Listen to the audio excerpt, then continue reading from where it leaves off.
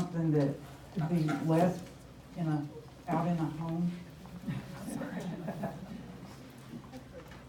all winter long. I'm going to show you, it's just a grouping of items, interesting items. Orbs are very, very popular in homes today. You can also elevate, which I've added just a little bit of foam. I did not glue that in because I just want this for elevation. If you do not have floral foam, you can just bubble wrap, just something to push these up a little bit. So I've just added a grouping of these beautiful frosted pine cone here and the pine cone orbs. So we're just going to add these in.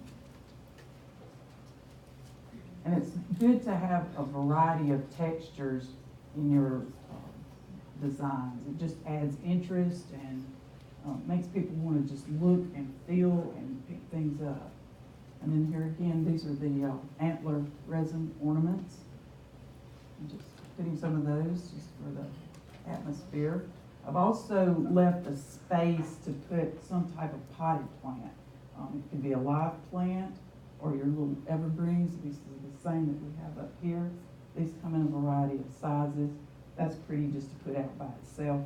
But we're just going to add this right here in the corner.